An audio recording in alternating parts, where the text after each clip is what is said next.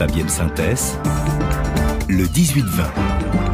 Le monde d'après de Franck Madvon. Franck, c'est aujourd'hui le 300e jour de guerre en Ukraine, l'occasion pour les dirigeants russes et ukrainiens de soutenir leurs troupes. Vladimir Poutine a décoré des soldats lors d'une cérémonie au Kremlin, pendant que le président ukrainien Volodymyr Zelensky s'est lui rendu à Bakhmout, c'est dans l'Est et c'est près du front. Kiev, Franck, redoute une nouvelle offensive russe. Le conflit pourrait redoubler d'intensité même au début de l'année 2023. Oui, plusieurs déclarations récentes, Fabienne, nourrissent cette prédiction. Depuis 1 à 2 semaines, des responsables ukrainiens mettent en garde contre une offensive majeure de la Russie cet hiver.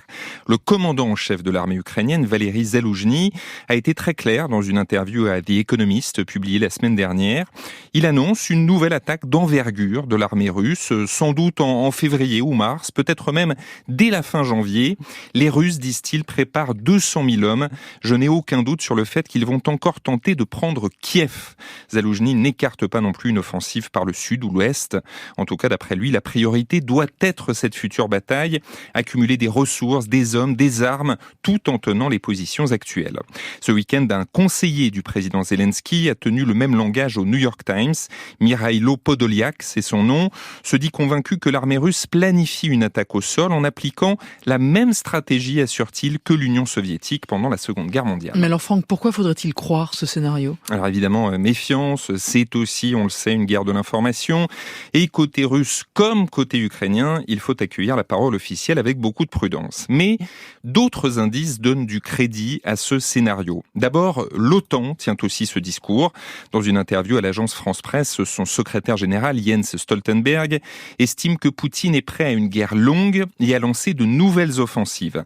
La visite de Vladimir Poutine hier en Biélorussie va dans le même sens. Il ne s'était pas rendu dans ce pays allié au nord de l'Ukraine depuis 2019. Il a affiché son entente cordiale avec l'autoritaire président Loukachenko. Les deux pays poursuivent des exercices militaires conjoints. Pour le moment, la Biélorussie sert de base arrière à l'armée russe sans être directement impliquée dans le conflit.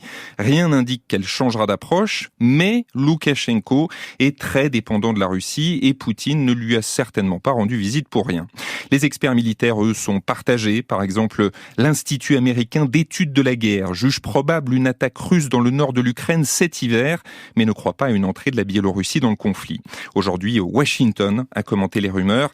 D'après un haut responsable américain cité par l'AFP, le gouvernement russe est divisé sur l'opportunité d'une offensive hivernale. En tout cas, ce qui est clair, c'est que la Russie doit changer de stratégie. Oui, alors jusqu'ici, on l'a beaucoup dit, rien ne s'est passé comme prévu. Ce week-end, le New York Times encore a publié une longue enquête accablante pour Moscou. On y apprend qu'avant l'offensive, les soldats russes se sont entraînés dans des camps délabrés, puis qu'ils ont attaqué l'Ukraine avec des cartes datant des années 60 et des impressions de pages Wikipédia pour apprendre à utiliser certaines armes. Bon courage. Sur le terrain, ils téléphonaient à leur famille depuis leur portable, permettant à l'ennemi de repérer leur position.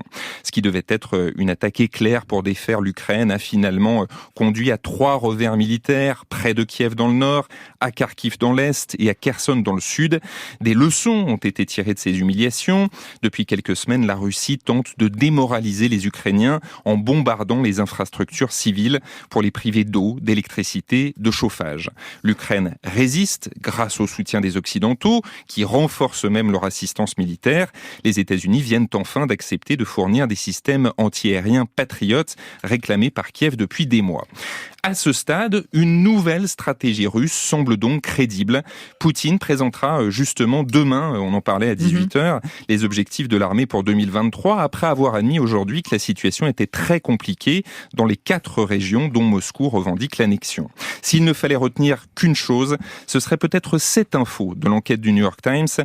Le journal cite un membre de l'OTAN selon lequel Poutine est prêt à accepter jusqu'à 300 000 soldats morts ou blessés dans cette guerre. C'est 3 fois plus que les pertes estimées aujourd'hui.